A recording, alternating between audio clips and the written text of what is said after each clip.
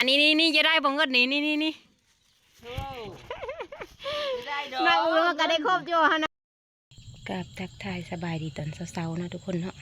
วันนี้สาวพิมพ์ว่าสิไปขายเครื่องอยู่ตลาดนะทุกคนไปเบิ่งน้ำกันเนาะสาวพิมพ์สิไปขายไก่ทุกคนไปเบิ่งว่าไปลุ้นน้ำกันว่าไก่สาวพิมพ์มันสิได้ตัวเท่าเลยนะทุกคนมีลุ้นงานนี้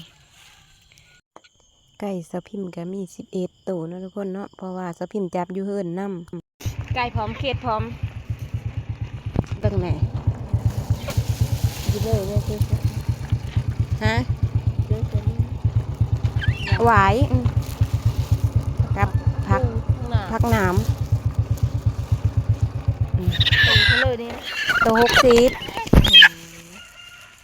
เอาได้เท่าไรสินะได้ราคาดีใจนะมื้อนี้ตัว50ก็ได้สินะเอามื้อนี้ได้ยังได้อยู่บ่อลีอโลได้ไก่นะก็คือเลือกเกลีอโลไก่เขาเอามาแต่หน้าซื้อบ้านนี่ก็ตัว3ตัว4ลาย4เนี่ยไม่ได้บ่ได้เลยค่ะตัว3เชื่อบ่ได้เลยทุกทะเลตัว4 5เอารู้ได้ฉันนั้นแหละ4ปะเลยนะเขารู้หลายแต่เก่าเขาว่าตัว60โผ3ตัวแล้วตัว4แล้วล่ะตัว45 3ตัวน่ะไก่ทำตัว54 7ตัวแล้วตัว5 3ตัวแล้วตัว4ขายได้นั่น45เลยขนาดตัว4กับตัว4ขนาด3ตัวนะรู้เช็ครู้แล้วพี่น้องไก่มาตะหน้าแล้วไก่มาตะหน้าเอาเห่าก็ดียี่แบกเอาไปขายเขาจะเอานะจักพี่เลยเนาะปีนี้นะไก่มันบ่เป็นราคาเนาะ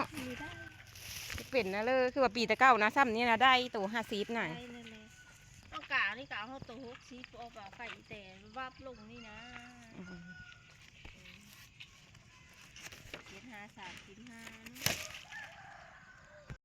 แต่500,000พี่น้องหมันแล้วเพิ่นแห่หมันให้แล้วขอบเจอบ่เอาบ่เขตนี่พี่พรก็สิได้ไปขายเครื่องตลาดโตทุกคนปะนี้คนมาฮอดตลาดเรียบร้อยเนาะบัดนี้พี่พรก็สิไปหาเลาะเบิ่งบนหนังว่ามันสิมีบ่อนวางอยู่บ่เนาะฮะมา10,000มี8มัดคันเอาเมื่อน่ะรุ่นมัดนึงเอาบ่กิโล10อัน8 10 9แล้วแต่ว่ามันดงน้อยเบิ่งบ่เอาบ่ขายคาก่อนพักแป๊บนึงเดี๋ยวค่อยไปหาบุ้งบนนังก่อนจะน้อยจังมาเด้อจะพิมพ์สิไปหาบุ้งบนนังก็ทุกคนเลยเต็มหมดเลยทุกคนบ่มีคนบนนังวันนี้นะเจ๊ผู้ช่วยได้บ่ช่วยหน่อยนะหาบนนังเอาอีกเลยนี่นะ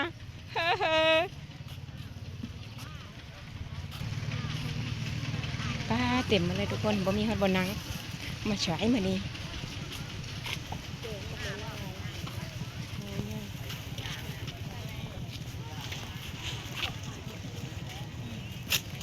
ได้แล้วพี่น้องได้บอลปูแล้ว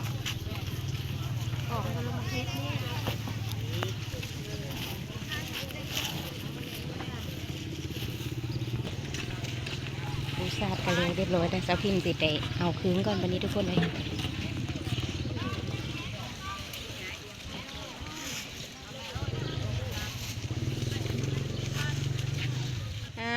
คืนหลายเท่านั้นเฮ้ย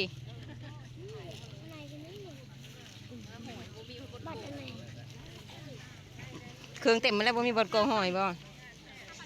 เอาเครื่องก้อนนี่เคยไปเบิ่งค่านะรูด15,000ทุกคนเลย65,000แปลมาแต่65,000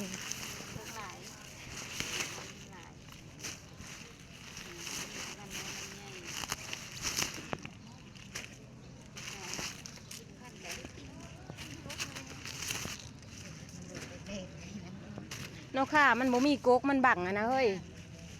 งามเสือบ่งามแต่ว่าเป็นเห็ดลายยุ่งติดกระรูดเธอแล้วดิแม่ขอโทษ เท่านั้นเลยเอ้ย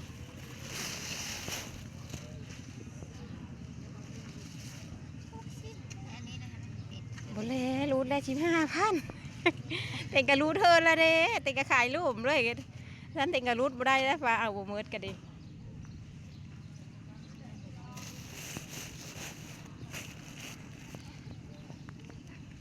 ว่าบ่มีบ่นั่งนะย่างไปย่างมาไปเห็นมื้อนี้นะ เห็นบ่นั่ง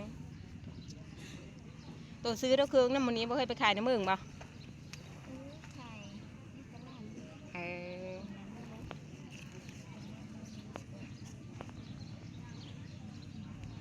ตู่ก็บ่ได้เอาไก่นะบ่หรือว่าไก่ก็เอาเออค่าเสาพิมพ์ก็ขายแล้วทุกคนไปบัดนี้เสาพิมพ์สิไปใหญ่เครื่องขายเนาะ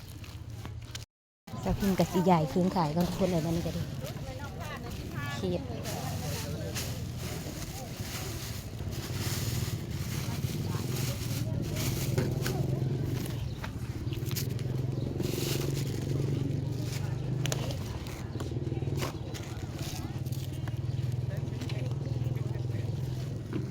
ต่างนะทุกคนดูเป็นตะแซ่บค่ะมาฝางนะมาฝางส้มสักบะเมนหวานทุกคนเลยมีไหวก็ได้ขายแล้วทุกคนรูด5,000ไหวกันนะพันยางไปละนะทุกคนมันละมุด หวานเลยมันเอามาเลยนะ เขาเบิ่งแต่ซิ แม่ค้าเพิ่นเมาเลยได้ขายดีขนาดเบิ่งก็งามเด้เนาะสีอิดคักแท้มันละมุดบ้านเฮา มะน้อยถูกมันชุบตามหลังหมู แม่ค้าเพิ่นเมาแล้วผู้เลยอย่าซื้อก็บ่ได้ซื้อแล้ววันนี้เชื่อ เครื่องขายจะพิมพ์กากองแล้วเรียบร้อยแล้วเนาะทุกคนเนาะจะพิมพ์กับจีภาพไปเลาะเบิ่งบรรยากาศตอนเช้าๆนะทุกคน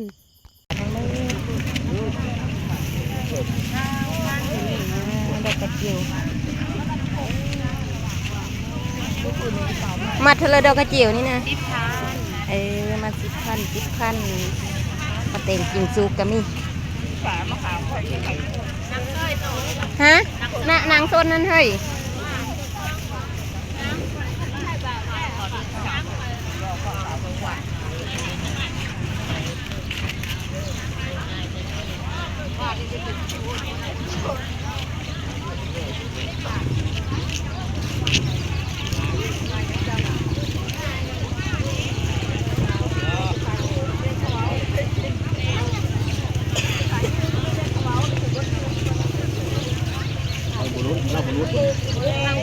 ตัวน้อยพอดีกินนะ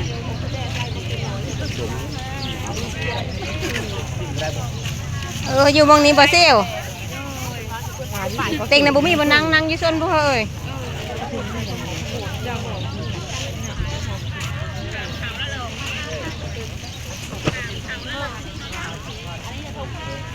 เราไปเรามากะแจงพอดีนะทุกคนเนาะคนกำลังเริ่มทยอยมาแล้วทุกคนเลย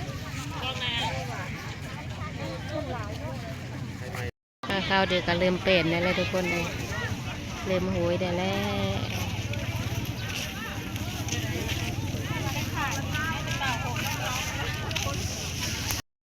แต่ละคนกันทยอยมือได้ทุกคนเลยงูก็เข้ามาหากินเบอร์ตองเนาะแล้วพิมพ์ก็สิได้หื้อคืนสิได้มือแล้วทุกคนไอ้บันนี้ก็ดี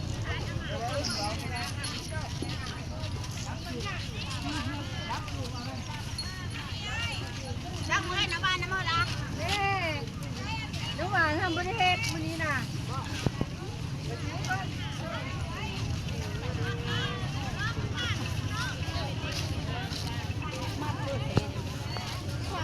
พิมพ์ก็สิได้กินคืนแล้ว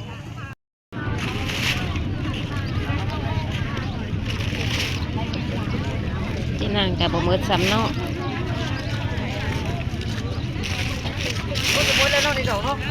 พิมพ์ก็หื้อแล้วเรียบร้อยทุกคนกระตานี่ก็ซื้อเอาเนาะหน่วย10,000สะพิมพ์เสียมือซื้อใกล้น้อย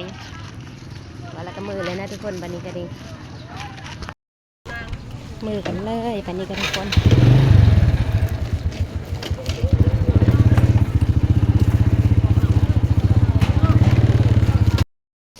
พิมพ์ก็มาเฮือนไปที่เฮ็บหอยนะทุกคน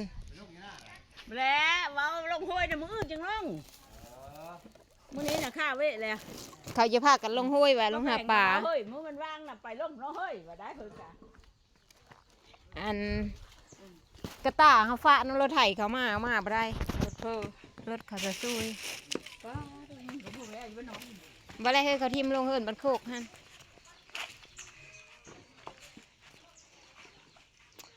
เอ้ย เขาลงไงได้ อันนี้จะได้บ่เงินนี่ โอ้ได้ดอก มาอุ้มก็ได้ครบโจหั่นน่ะขายไก่ได้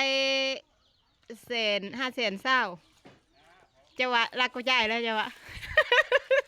โกดเบิ่งก้อนใส่ได้มันบ่ครบ ถึงใส่เฮละถึงใส่ยกขายได้ก็ชื่อคืน 2 3 4 เฮสาวพัน